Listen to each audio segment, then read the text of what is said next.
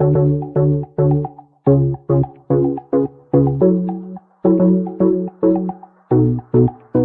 श्री राम दोस्तों। तो कैसे हैं आप सब लोग। तो बेसिकली आज की इस वीडियो में हम लोग बात करेंगे second chapter of business studies, that is functions of management. ठीक है, तो इस चैप्टर में हम लोग बात करेंगे कितने फंक्शंस होते हैं मैनेजमेंट के, क्या उनका काम होता है, क्या उनकी डिफिनीशन है। ठीक है, तो चलो हम लोग शुरू करते हैं। Let's begin.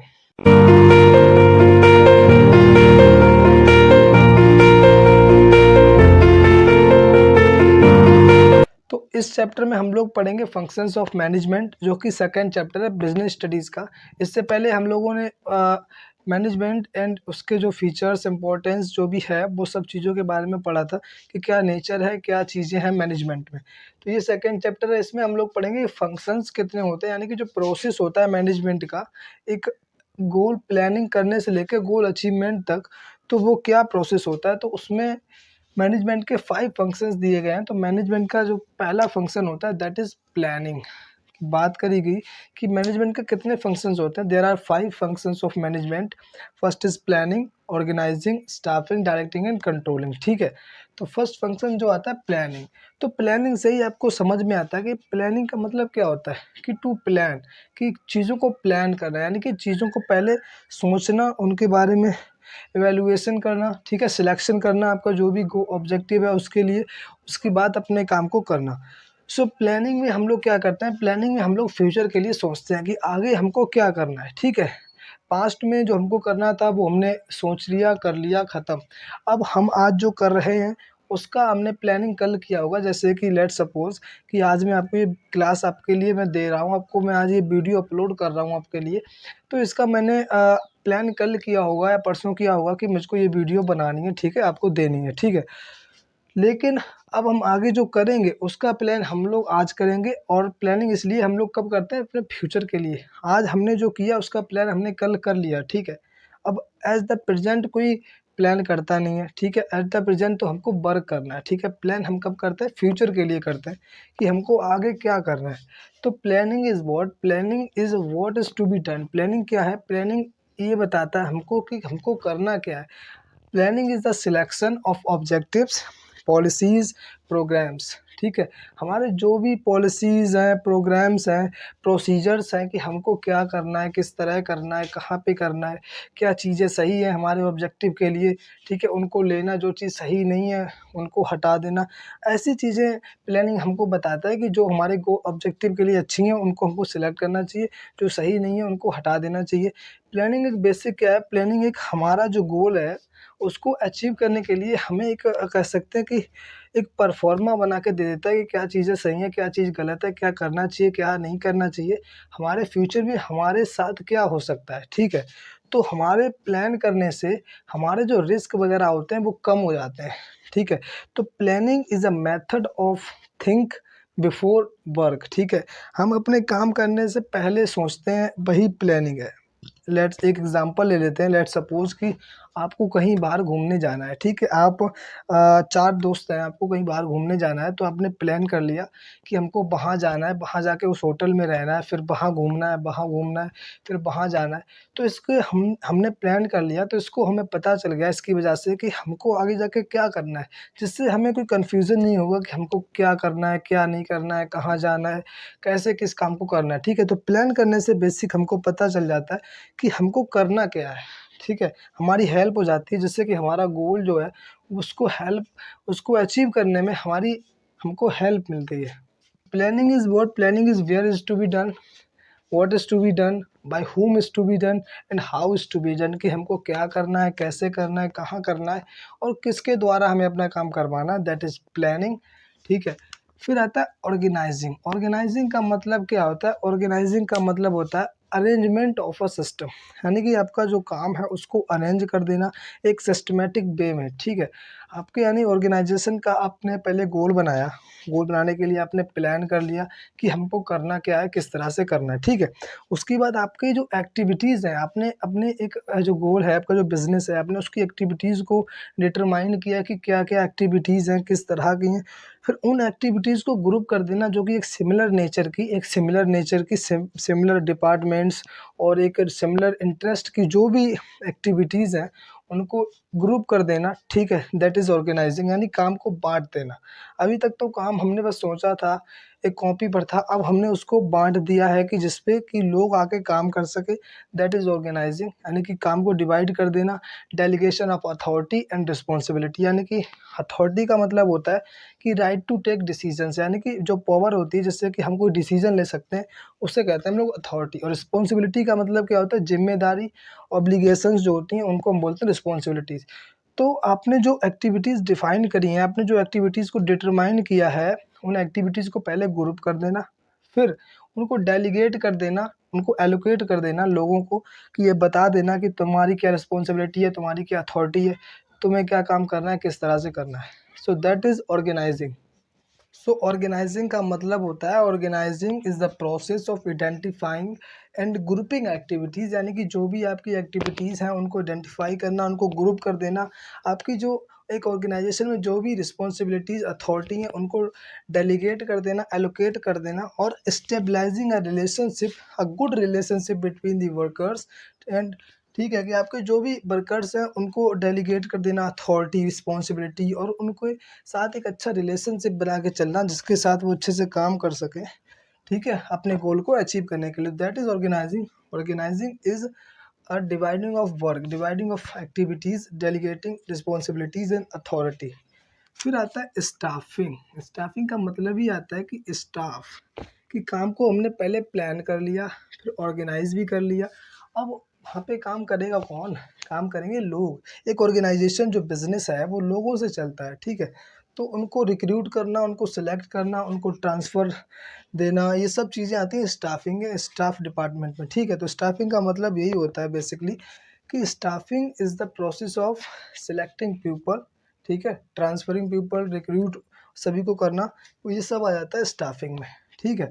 कि एक सही इंसान सही जगह पे हो, जिसके पास एक सही क्वालिफिकेशन हो, और वो सही समय पर काम करे, right person at the right place with the right qualification, ठीक है। एक सही इंसान जिसको जो जॉब चाहिए उसकी एबिलिटी, उसकी स्किल के हिसाब से उसके पास जॉब हो। ये काम स्टाफिंग का होता है, कि लोगों को सेलेक्ट करना, रिक्रूट करना, उनका ट्रांसफ़र करना, ठीक है, उनको प्रमोशन देना, डिमोशन देना, कॉम्पेंसेट करना, रिम्यूनरेशन देना, क्या सैलरी रहनी चाहिए, ठीक है। तो ये सारा काम जो होता है ये स्टाफ डिपार्टमेंट का होता है। इन्हें हम ये भी कहते हैं HRM भी कहते हैं, ह्यूमन रिसोर्स मैनेजमेंट, ठीक है। स्टाफिंग को हम ह्यूमन रिसोर्स मैनेजमेंट ही बोलते हैं, यानी कि जो भी रिसोर्सेज ऑफ मैनेजमेंट के हैं ह्यूमन से रिलेटेड, उनको ये लोग डिफाइन करते, डिटरमाइन करते हैं, ठीक है। तो दैट इज़ स्टाफिंग। फिर आता है डायरेक्टिंग। डायरेक्ट किससे आया, डायरेक्ट से आया डायरेक्टिंग। डायरेक्ट का मतलब क्या होता है, कि किसी को डायरेक्शन प्रोवाइड कराना, कि तुम्हें किस तरह से करना है। डायरेक्टिंग एक बहुत ही इम्पोर्टेंट फंक्शन है मैनेजमेंट का। सो डायरेक्टिंग का मतलब क्या होता है, directing means telling people what to do, यानी कि लोगों को बताना कि तुमको क्या करना है, और फिर चेक करना कि वो अपनी एबिलिटी के हिसाब से, अपनी स्किल के हिसाब से, अपने इंटरेस्ट को अच्छे से यूज़ करके वो उस काम को कर रहे हैं कि नहीं कर रहे हैं, ठीक है ना। यानी कि जो इस तरह से हमने प्लान बनाया है उस प्लान के अकॉर्डिंग वो काम कर रहे हैं कि नहीं कर रहे हैं, ये काम होता है डायरेक्टिंग का। उनको मोटिवेट करना, इंस्पायर्ड करना, ठीक है। तो डायरेक्टिंग के भी कुछ फंक्शंस हैं। तो डायरेक्टिंग के पहला फंक्शन आता है सुपरविज़न। सुपरविज़न का मतलब क्या होता है, सुपरवाइज़ करना, ठीक है। विज़न मतलब देखना, चेक करना कि कोई इंसान को कोई प्रॉब्लम तो नहीं हो रही है, वो सही से काम कर रहा है कि नहीं कर रहा है। सुपरविज़न का मतलब होता है कि आपके जो एम्प्लॉइज़ हैं, आपके जो वर्कर्स हैं, उनकी जो प्रॉब्लम्स हैं उनको चेक करना कि वो काम सही से कर रहे हैं कि नहीं कर रहे हैं, ठीक है। और कोई भी उनको प्रॉब्लम आ रही है उनको सॉल्व करना, दैट इज़ सुपरविज़न। सुपरविज़न का मतलब क्या होता है, जो सुपरवाइज़र्स होते हैं ना, लोअर लेवल में जो सुपरवाइज़र्स होते हैं, तो वाइज़ का मतलब क्या होता है, विज़न का मतलब क्या होता है, चेक करना। तो अच्छे से चेक करना, सुपरविज़न यही होता है कि लोगों को चेक करना, आपके जो एम्प्लॉइज़ वर्कर्स हैं वो सही से काम कर रहे हैं कि नहीं कर रहे हैं, उनके पास प्रॉपर सेफ्टी, ठीक है, रिसोर्सेज, हर एक चीज़ है कि नहीं है, ये काम चेक करना किसका होता है, सुपरवाइज़र का। फिर आता है कम्युनिकेशन। कम्युनिकेशन का मतलब क्या होता है, कम्युनिकेट करना, अपने आइडियाज़, अपने व्यूज़ को शेयर करना एक से दूसरे के बीच, ठीक है। कम्युनिकेशन, देखो कम्युनिकेशन के बिना इस दुनिया में कोई भी सर्वाइव नहीं कर सकता, ऑर्गेनाइजेशन, बिजनेस ही नहीं बल्कि कोई भी इंसान भी सर्वाइव नहीं कर सकता। कम्युनिकेशन जो है बहुत इंपॉर्टेंट है।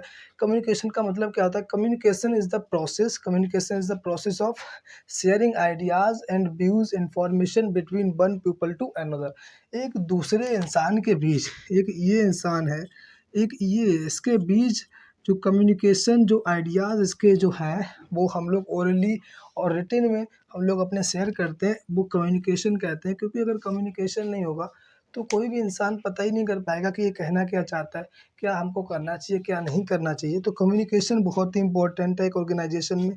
विदाउट कम्युनिकेशन हम लोग काम नहीं कर सकते। तो कम्युनिकेशन क्या होता है? जो मिडिल लेवल होते हैं, जो मैनेजर्स होते हैं, वो अपर यानी कि टॉप लेवल की जो भी प्लान्स, पॉलिसीज़, रूल्स, रेगुलेशंस होते हैं, जो भी इंफॉर्मेशंस होती हैं, तो वो जो मिडिल लेवल होता है वो टॉप इनको बताता है, ये लोग लोअर को बताते हैं, ठीक है। फिर लोअर से जो भी सजेशंस आते हैं, जो भी रिजल्ट आते हैं, वो इनको देते हैं और मैनेजर्स टॉप को देते हैं। तो ये सर्कल चलता रहता है। क्योंकि अगर कम्युनिकेशन ही नहीं होगा तो ये इनको नहीं बता पाएंगे, ये इनको नहीं बता पाएंगे, तो एक ऑर्गेनाइजेशन सही से चल ही नहीं पाएगा। तो कम्युनिकेशन बहुत ही इंपॉर्टेंट है। उसके बाद आता है, फिर आता है लीडरशिप। लीडरशिप का मतलब क्या होता है? कि लोगों को लीड करना, उनको एक डायरेक्शन प्रोवाइड कराना, ठीक है। तो जो लीडर होता है वो अपने वर्कर्स को, अपने एम्प्लॉयज़ को, अपनी टीम को, अपने ग्रुप को वो एक इन्फ्लुएंस करके चलता है, उनको एक डायरेक्शन प्रोवाइड करके चलता है कि तुमको क्या करना है, ठीक है। क्योंकि हर एक इंसान लीडर नहीं बन सकता। लीडर जो भी होता है उसके अंदर बहुत सारी क्वालिटीज़ होती हैं, क्रिएटिविटी होती है उसके अंदर, ठीक है। हर एक चीज़ को सॉल्व करने की उसके अंदर एक कह सकते हैं कि एफिशिएंसी होती है कि वो हर काम को बहुत जल्दी सॉल्व कर सकता है, कोई भी प्रॉब्लम हो।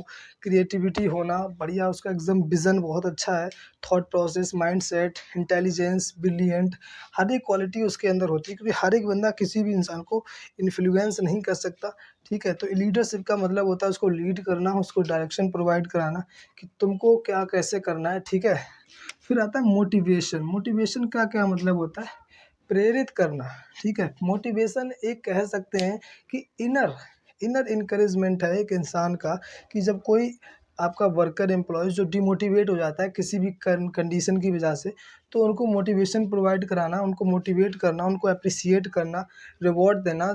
तो ये चीज़ें होती हैं मोटिवेट करने की, उनको एप्रिसिएट करना, उनको इनकरेजमेंट देना, ठीक है, और रिवॉर्ड वगैरह देना। तो इससे वो लोग मोटिवेट होते हैं, जिससे कि वो अच्छे से काम कर सकते हैं। तो ये कुछ डायरेक्शन प्रोवाइड कराने के, डायरेक्टिंग के फंक्शंस होते हैं कि सुपरवाइज़ करना, काम देखना सही से हो रहा है कि नहीं हो रहा। कम्युनिकेशन, एक अच्छा रिलेशनशिप, कम्युनिकेशन, कोऑर्डिनेशन बना के चलना। फिर लीडरशिप, लीड करते हुए अच्छे से डायरेक्शन प्रोवाइड कराते हुए चलना। फिर मोटिवेशन आता है। मोटिवेशन का मतलब होता है उनको मोटिवेट करना, प्रेरित करना, उनको इन्फ्लुएंस करना कि वो किसी काम को करने में अपनी कंट्रीब्यूशन बहुत ही अच्छे से दें। फिर आता है कंट्रोलिंग। कंट्रोलिंग का मतलब क्या होता है? कंट्रोलिंग का मतलब होता है कि किसी काम को चेक करना, कंपेयर करना, ठीक है।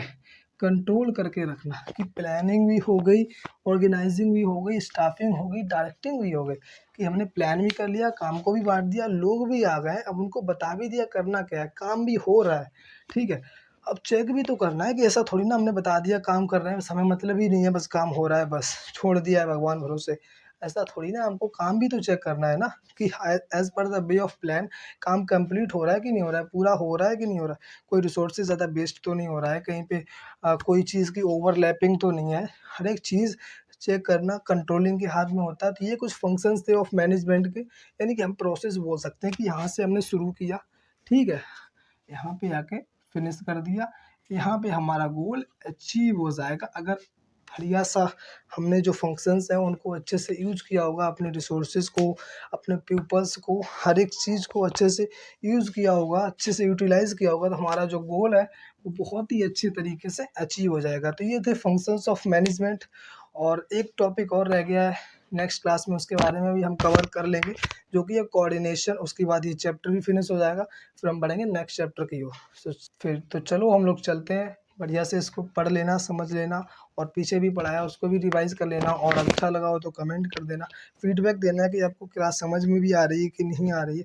कोई किसी भी सब्जेक्ट में अगर किसी भी आपको टॉपिक में कोई प्रॉब्लम हो तो प्लीज़ मुझे फीडबैक दीजिए, बताइए, इससे भी मेरे को भी पता चलेगा कि आपको समझ में आ रहा है कि नहीं आ रहा है। और उसके बाद नेक्स्ट वीडियो में हम लोग पढ़ेंगे। तब तक चलते हैं, take care of yourself, keep study, जय श्री राम।